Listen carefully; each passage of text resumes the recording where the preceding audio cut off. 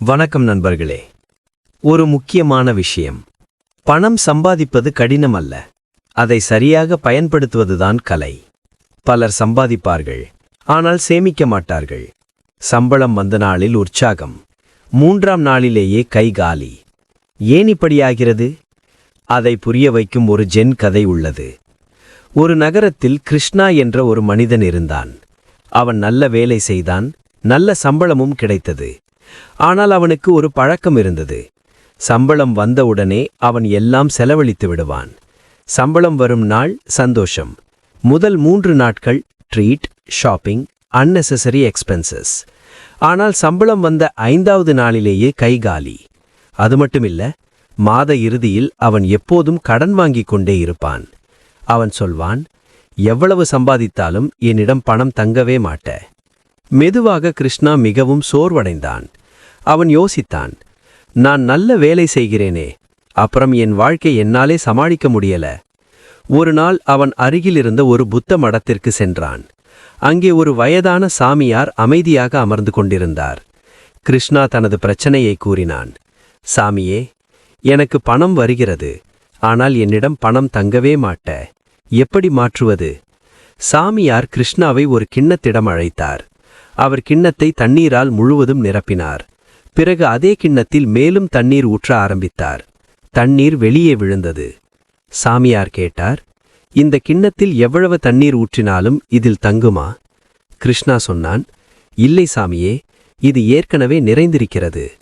சாமியார் மெதுவாக சொன்னார், உன் வாழ்க்கையும் அதே மாதிரி. நீ சம்பாதிக்கும் பணம் உன் மனக்கிண்ணத்தில் வருகிறது. ஆனால் அந்த கிண்ணம் தேவையில்லாத ஆசைகளால் அதிகமாக நிரம்பியிருக்கிறது. அதனால் பணம் எவ்வளவு வந்தாலும் அது வெளியே போய்விடும். பிறகு சாமியார் கிருஷ்ணாவிற்கு ஒரு எளிய 3 கிண்ணம் விதி சொன்னார். 1.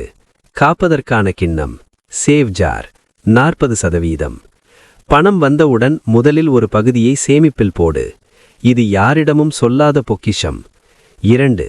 தேவைகளுக்கான கிண்ணம், நீட்ஸ் ஜார், 40%. வீடு, உணவு, டிராவல், பில்ஸ், அத்தியாவசிய விஷயங்களுக்கு மட்டும். 3. ஆசைகளுக்கான கிண்ணம், wants jar, 20%. Treat, shopping, outing, இது எல்லாம் இந்த கிண்ணத்தில் மட்டும். சாமியார் சொன்னார், கிண்ணங்களை நீ கட்டுப்படுத்தினால் பணம் உன்னை கட்டுப்படுத்தாது. கிருஷ்ணா அந்த நாளிலிருந்து இந்த 3 கிண்ண முறையை ஃபாலோ செய்தான். முதலில் அவனுக்கு கஷ்டமாக இருந்தது, ஆனால் சில மாதங்களில் அவன் மாற்றத்தை கவனித்தான். மாத இறுதியில் அவன் பணத்துடன் இருந்தான். சிறிய சேமிப்புகள் பெரியதாக மாற ஆரம்பித்தது. அவனுடைய வாழ்க்கை அமைதியாகியது. சில நாட்கள் கழித்து அவன் சாமியாரை சந்தித்து நன்றி கூறினான். சாமியார் சிரித்து சொன்னார், பணம் வாழ்க்கையை நடத்த உதவும் கருவி. பணத்தை சரியாக கையாளுபவன் வாழ்க்கையை சரியாக கையாளுவான். நண்பர்களே, பணம் சம்பாதிப்பது மட்டும் போதாது.